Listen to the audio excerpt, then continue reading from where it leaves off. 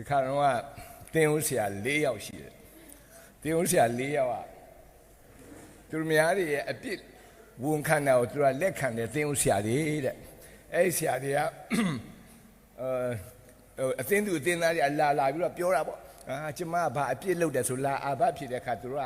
အားလုံးနားထောင်ပေးတယ်နားထောင်ပြီးတော့ဆုတောင်းပေးတယ်အပြစ်ပြေအောင်ပေါ့တနေ့ကျတော့သူတို့၄ယောက်ကစိတ်ကူးပေါက်လာငါတို့ကသူများအပြစ်တွေပြောတာပဲနားထောင်ပြီးတော့မှတော့အာဘဖြစ်ပေးတယ်ဆုတောင်းပေးတယ်ငါတို့လည်းကိုယ့်အပြစ်ကိုငါတို့တခါတလေလောက်ငါတို့ပြောကြရအောင်တဲ့ဘယ်သူမှလည်းမရှိဘူးတို့၄ယောက်ပဲရှိရဆိုအချင်းချင်းအမနာရန်ကိုယ့်အပြစ်ကိုပြောရအောင်အဲ့တော့ဒီအကြောင်းကိုဘယ်သူမှလည်းငါတို့မပြောဘယ်သူမှလည်းသိစရာမလိုငါတို့အချင်းချင်းသိရပြီဟုတ်ပြီကဲဒါဆိုပထမဆုံးတင်းဦးဆရာပြောငါတော့ကွာငါမှအပြစ်တစ်ခုရှိတယ်ကွာအဲ့ဒါအရန်ဆွဲလန်းတယ်ဒါတော့ဘောလုံးပွဲလောင်းတာဘောလုံးပွဲကြည့်တာအဲ့ဒါကြီးကငါမဖြတ်နိုင်ဘူးကွာအဲ့တော့တကယ်လို့များမန်ယူသိမ်းပေါ့ရှုံးတယ်ဆိုရင်ငါတရားတော့မဟောနိုင်ဘူးတဲ့စိတ်ဓာတ်ကြ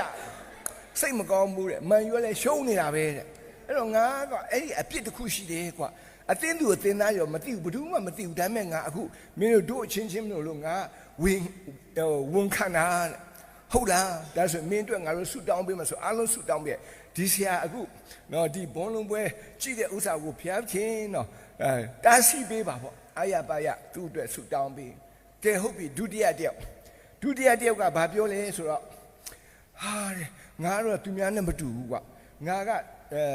စိတ်လိတ်တောက်တာဝါဒနာပါစိတ်ကလေးတောက်တာဝါဒနာပါဒါကြောင့်နိုင်ငံခြားတော့ငါမသွားဘူးတဲ့လင်းမြန်ပေါ်မှာစိတ်လိတ်တောက်မရလို့တဲ့ငါမသွားဘူးတဲ့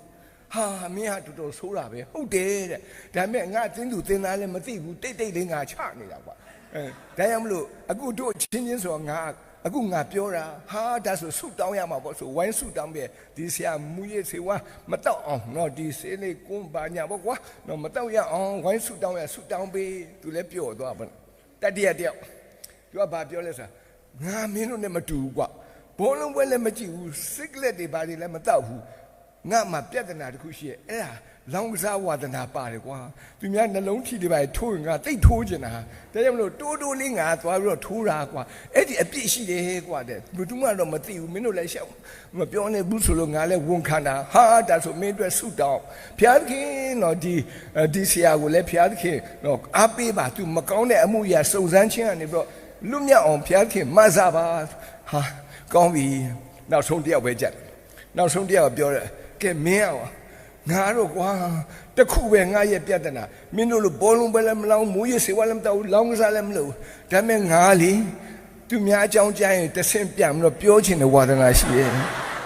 အတင်းပြောချင်တဲ့ဝါဒနာရှိရဲ့ကျန်တဲ့၄ယောက်ပက်လက်လန်တော့ကျန်တဲ့၃ယောက်ပက်လက်လန်တော့ကျွန်တော်လည်းအဲ့ဆရာလိုဖြစ်လာမသိဘူးနော်ကျွန်တော်ကိုတွေ့တဲ့အခါတိုင်းမှာပြောလဲဆိုငါတို့